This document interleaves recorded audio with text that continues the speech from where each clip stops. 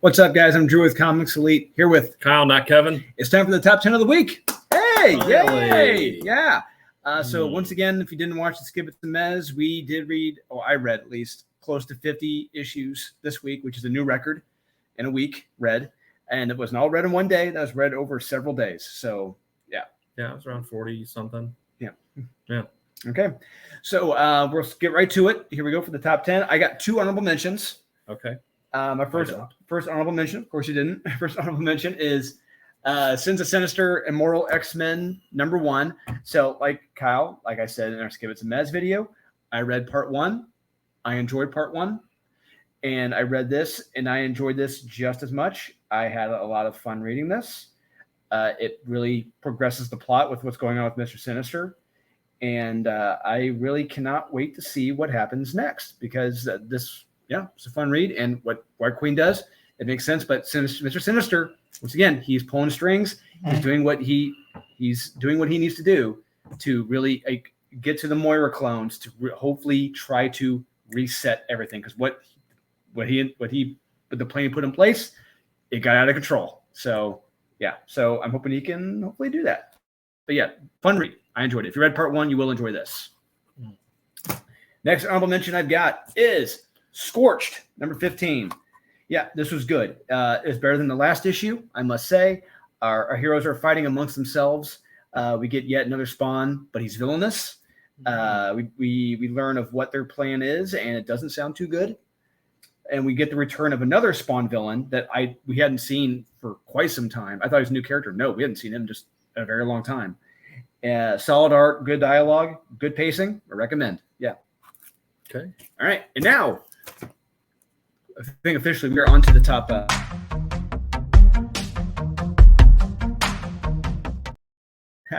Number 10, I've got Ronin, Book 2, #2. I got Scorched. Hey, how about that? Why don't you go ahead and finish my thoughts on Scorched? Yeah, this was the best it's been in a while because this has been dragging, and this has been one of those series that exposition dumping and standing around talking has been taking up a lot of this. Even though Gunslinger's in there, he's not the gunslinger from Gunslinger. So, but this one is it's better. The pacing is better. Like you said, the character at the end, I was like, I thought it was a new guy, and I was like, oh no, it's different. It's not. And I was like, oh, okay, so that was cool. The art's still really terrific in this. The evil Spawn at the beginning, it's cool. I like that. You get some more dynamic in there. The team dynamic is still good. So yeah, this was a solid read this week. So I liked it. Nice. All right, Ronin, Book 2. Yeah, Ronin, Book 2, #2. So yeah, the art in this was incredible. Philip Tan's art is second to none. It is beautiful. The story is all right, but it's engaging and has me turning the page to see what happens next. Let's say that. The mother and son dynamic, and a son who's like Superman. Maybe. Yeah, that's a choice. And the father of the original Ronin being seduced and tortured by the villain, that was really good to see him just getting torn apart pretty much. Yeah, I recommend this. This is terrific. If just for Philip Tan's artwork alone, this was a lot of fun. I really enjoyed this. Yeah. Didn't read it. Of course you didn't. I'm sure you didn't read the number.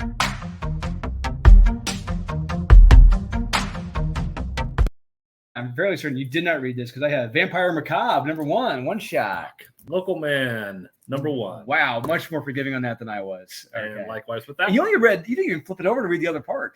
I didn't, so now I'm going to move it up to my #5. So what are your thoughts? I liked this character. It was a fun introduction to this 90s character from a 90s team, and him coming back to his hometown and kind of being treated like an asshole, and we don't know why. We don't know why he was kicked off of this team or what he did, and I just liked that dynamic of it, and I kind of felt for him. I was like, damn, this sucks, whatever happened to this guy. So I wanted to know more. I kept reading it, turning the page, getting more excited, and I really want to read issue 2. The art's terrific in this, so I'd say it's a solid recommend this week. And I got Vampire Macabre #1, speaking of solid recommends. So we have 3 stories here. The first one about a sexy female countess right here on the cover. The second involving a vampire on a battlefield in Mexico. I think. I had no idea. I think it's what it was. Mexico. The last one, written and illustrated by Tim Vigil, is great. I really love that one.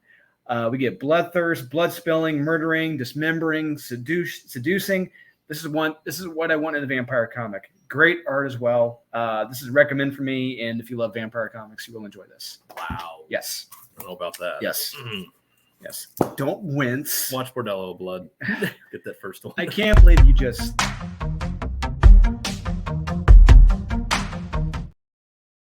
Number 8, Mighty Morphin Power Rangers, Teenage Mutant Ninja Turtles. Number 3. I got the Booger Man, number 6. The Booger Man. Yeah. So MMPR TMNT 2, number 3. This is what a title. It's a lot. So cut to the chase. The heroes lose the command center to Krang and the others, and the Rangers lose contact with the Morphin Grid again. Yeah. What will they do? They just might have to mutate into something else. Yeah, this was really good, really fun. I did not see that coming. We know the stakes, we know the missions, and we see how the teams have to split. It's set up for a great next issue. Very well illustrated by Dan Mora as well. Recommend. Yes, that's true. So yeah, Boogeyman number 6. But one of the biggest gripes is that I forget about this. So every time I read it, I feel like I'm reading it for the first time, and I'm kind of lost. But you kind of get the stakes in this of this evil baddie going up against our Boogeyman, and I like the beginning of this, of what like these cops are showing up to this scene and they don't know what's and like and you're seeing like these bodies chopped in half and falling, and it's like they're not paying attention. They're just like, all right, let's go in. It's like these fights are happening in a different realm outside of like reality. So it's fun seeing that juxtaposed in the paneling. I thought that was great. The art in this was really good. There's actually stakes in this, and what happens at the end is exciting. Fights are awesome in this. This issue was a solid recommend. Cool. I liked it. All right. So that means I think we just did 8. So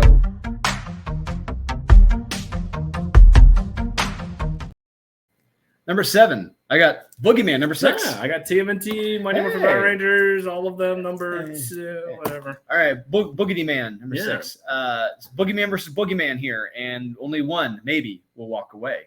It gets bloody, it gets nasty, as this is the final issue.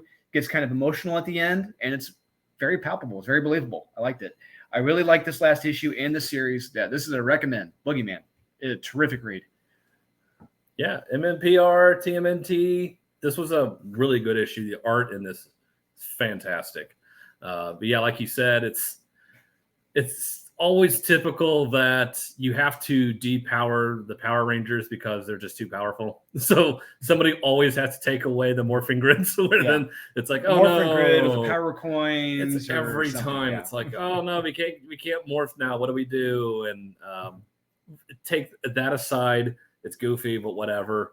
But I like seeing the Power Rangers and the Ninja Turtles working together. And at the beginning of this, seeing Shredder, it's like, oh shit, this is interesting. So, but yeah, it's not morphin time by the end. It's mutation time. It's interesting. I didn't see it going there. It's a choice. I did not see it going that way. Yeah, but it's pretty cool, and the art is fantastic. So this was a lot of fun. Solid recommend this week. Absolutely. Yeah. All right, so we just did 7. So is it 5 or is it?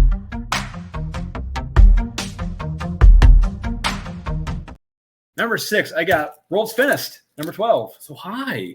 I have Frank Miller's Ronin, book 2. So low. Number 2. Yeah, absolutely. So why don't you finish thoughts on Ronin book 2? Yeah, this story is out there, but the art is flipping amazing. Like turning the page, it felt a lot like Akira. Like the first time you kind of see that or read it, it's just like the scale you're able to see in this and the double splash pages and everything. It is absolutely massive, and it's something. It's a choice. I was like, oh, okay, I'm sure. And what happens with the father previously and everything. I mean, it is wild. Every page is just absolutely amazing. It's like you just experience this book, just sit in and let it just engulf you, and just love the art. So I had to recommend it this week. And speaking of recommends, I got World's Finest number 12. Hi. Yeah, Date Night. It is. Sadly, no Dan Mora. I know. Yeah, It's a shame. Opening page was a tad odd, but we get right to it. I'll say that. Yeah. So we see what happened after the date, and I can't say how it went. Don't know. But it's great seeing Supergirl and how she was attracted to Dick Grayson as Robin. And this kid with no power is fighting creatures with no power, and she didn't have to save them. She loved it. Pretty hot. Yeah, and we see her get excited for the date and how she's trying on dresses. And like I said, it doesn't go the way. Well, yeah. But wow, this was a fun standalone issue. Like X-Men had those, the softball issues. We're playing softball in between events, between the arcs, and that's what this one was. That's what this one was. It's hysterical and it's a lot of fun. It's a recommend. Didn't read it. Of course you didn't. So, is it number 4?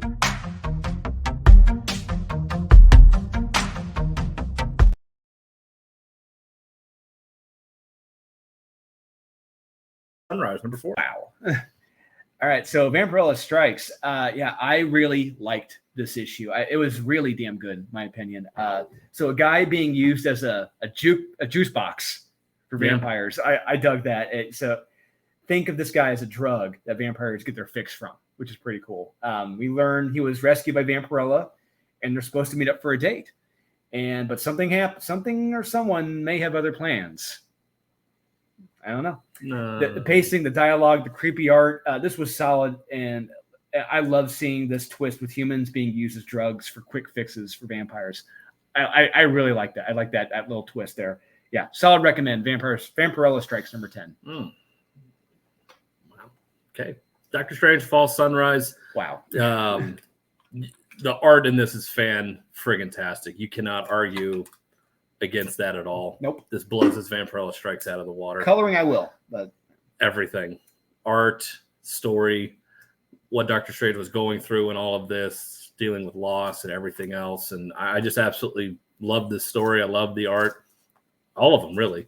It's just been a solid series, solid recommend, especially from Marvel. Mm-hmm. Talk about something that like they don't normally put out. Or advertise. Yeah, which is odd because this is actually good. You would think that but it's, again, it's actual Doctor Strange, and heaven forbid they promote that. So whatever. I still loved it. I think it's a solid recommend. Cool. Pick it up. All right, so that was number 5, right? I think so. So we're on to number 3.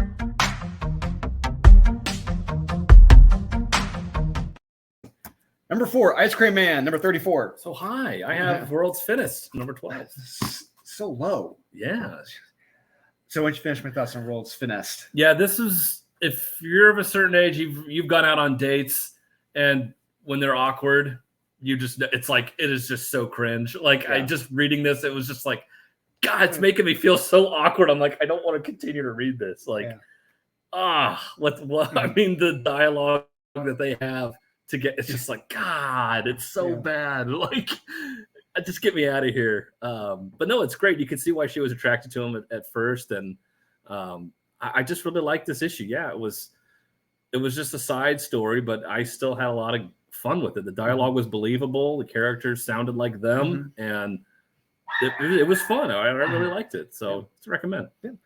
I got Ice Cream Man 34. Ice Cream Man. Yeah. My God. This is one of those Ice Cream Man issues where I'm terrified to turn the page because I don't want to see or what could be coming next.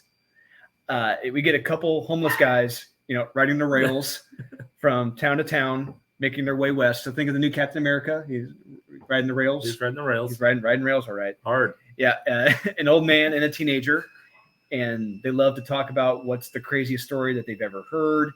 But then they get a third wheel who joins them, and he brings a gun with him.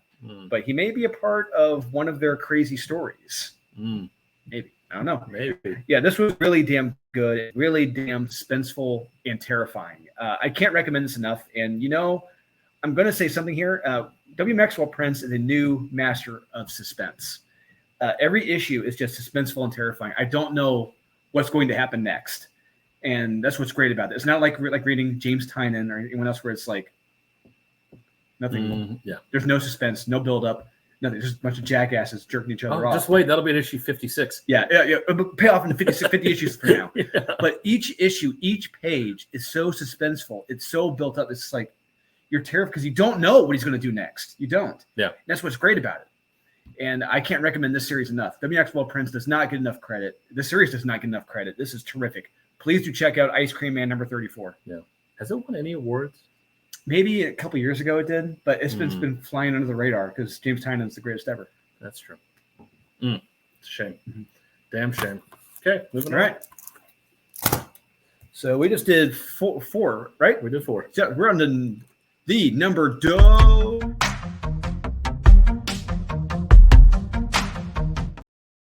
Number 3, I got Strange Academy Finals. Hey, number 4. Yeah. Woo, man. Wow. So what makes this interesting? What makes this issue interesting is that how this is playing out. Mhm. All right. I really took a step back and thought about this. It reminds me of something, the elements in this, it reminds me of something very biblical. All right. Now, bear with me. Not only do we have a flood, but we're seeing evil being undone by itself very slowly. You really see, like in the past issue or so, it's all being undone very slowly. People are turning away from Dormammu. Yeah. You know, there's a couple elements there, but also that the kids leaving the dark side, coming to the school. What's even greater is that we're seeing acts of forgiveness. You know, which is another biblical element right there.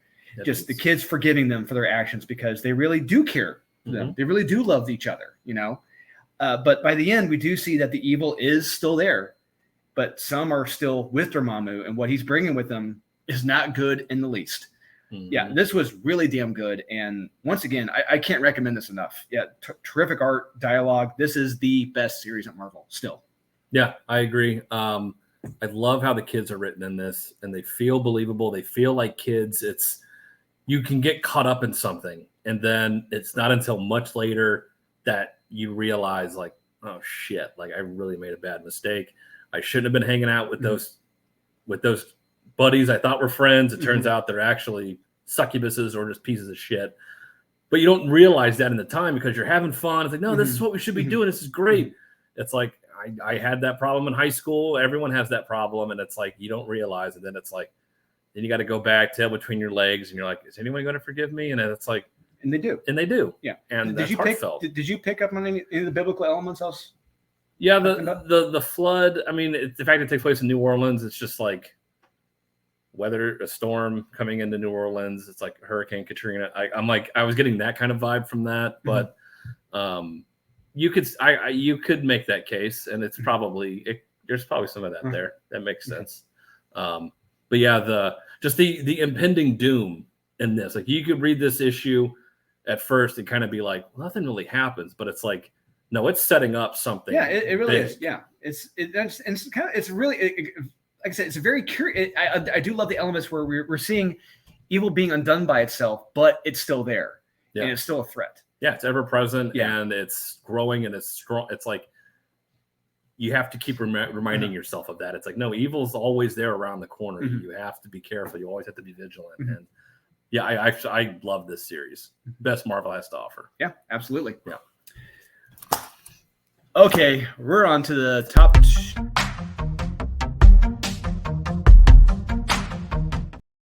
Number 2. I know you don't read this because you're crazy. Magic Order 4, number 2. Ice Cream Man, number 34. All right. So high. Yeah. Why don't you finish my thoughts on... Shockingly not number 1. Yeah. I was like, this is going to be my hands down my number 1 this week. And I was shocked when it wasn't. Doesn't mean it's not great. It's still friggin-tastic. W. Maxwell Prince is absolutely just on another level. Like he turns this story. What I love about almost all of his issues, it's the unreliable narrator. You have this kid riding the rails with an older guy, and they're just on the trains, and he's telling this story and of what's the craziest thing you see, and then we get the third guy showing up, and then him telling the story of we have the light and the dark, we have the Ice Cream Man, and then we have this other guy in black and the Ice Cream Man. So it's like, okay, we get another character possibly showing up in this, another side to all this, because we only get the ice cream man. We don't get this other. Yeah, the other being the dark half. Dark half, yeah. Yeah. Or is it the light half? Or is it the dark half? It's the dark half because he's black. He's the guy in black. So you think the guy in black is the evil one, but it's like, no, the ice cream man is really the evil one.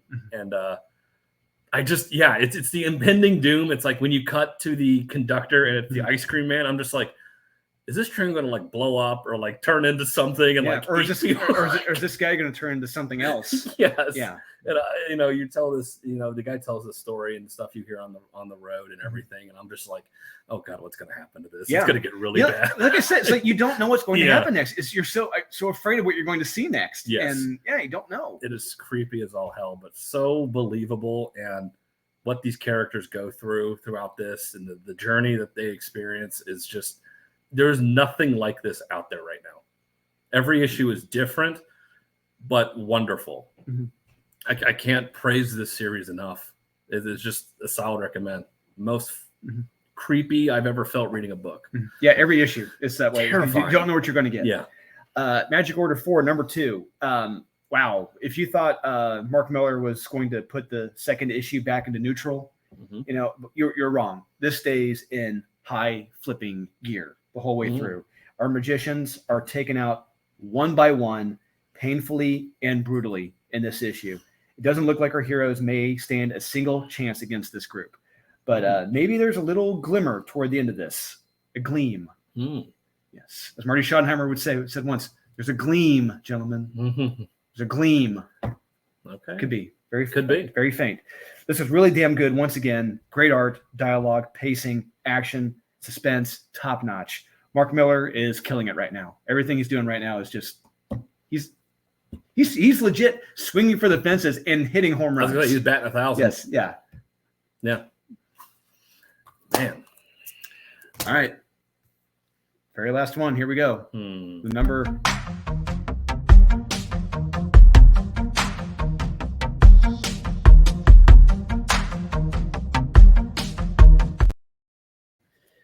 X-Men Red. No.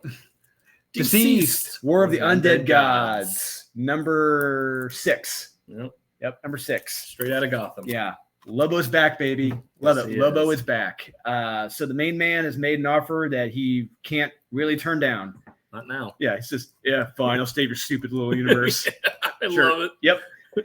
There's a monumental, massive, life-changing, sad moment. And you know what? Superman is Superman. He cowboys the fuck up and says he has a job to do. Especially after the last issue ended, it's like, oh, fuck. Yeah. In this one, he's like. Yeah. You have two polar opposites of Superman written. You have this one written like a true hero. Yep. Then you have the one written by Mark Russell. It just a joke of Superman. Yeah. This is a true Superman here. Cowboys the F up and does his job. Because he has to. Yes. There's one page in here involving the Spectre and Mrs. Pidlick that looks and sounds so epic in scope and scale that how is it not a bigger event? How is it not? This is incredible. It is. But on top of that, our heroes deal with a bigger Trojan horse, if you will, that leads to a massive immediate problem for them. Big problem. Yeah. But by the end of this, you think it'll go one way, but it goes another. And this is too damn fun. Kid, you're too damn fun. Yeah. And I can't recommend this enough. This is a comic book. This is a recommend. Yeah, this is solid fun. The art is fantastic. This is fucking like metal. Like this is just straight up metal. Like balls to the wall, just having fun in this world.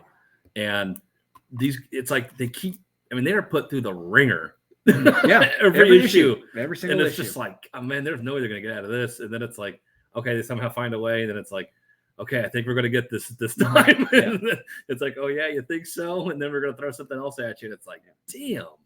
I mean, I can't believe this isn't a bigger issue. Like, a bigger event. Yeah, this has been bigger and better than Dark Crisis, than Lazarus Planet, any other event, Dark Knights of Steel, whatever it was, bigger than that. This is the event right here. Is Dark Knights of Steel still a thing? It is still a thing. It's on like a hiatus, kind of coming out like every 5 months. But this is amazing. Yes, every page is stunning, explosive. This is the best Superman has ridden this week, hands down, compared to Superman 1 Yep. and then when Space yeah, Age. and if you get Lobo right, Perfect. it's gonna be a solid recommend every time. Absolutely. And Lobo is pitch perfect in Yes, this. he is. I love it. It's fantastic. Yeah, and the Spectre Yes. versus Mrs. Pitlick, and the fights are so epic. Yeah. It's huge. Love it. I mean, it is massively huge. And it's Yeah. like, I mean, you see the Spectre and it's like, oh, this guy's going to kick the shit out of him. And Yeah. it's like, oh. Because when you see that, it's like, oh, the hero always triumphs. It's like, oh, when it's that scale, it's like, oh, okay, they're obviously going to win. And it's like, oh, shit. Why would I assume that at this point? It's so fun. This blows away your imagination, and it's I can't wait till the omnibus. This is collected. Yeah, all these. This is terrific. So there you go, guys. That's the top 10 of the week. What do you think? Were you 100% correct? 0% incorrect? Is Kyle 1% incorrect? Please let us know in the comments, guys. And please remember to like, subscribe, comment, hit that notification bell. It's down there somewhere, usually. And we'll see you guys again on Friday for the weekly floppy wrap-up. In the meantime, take it easy.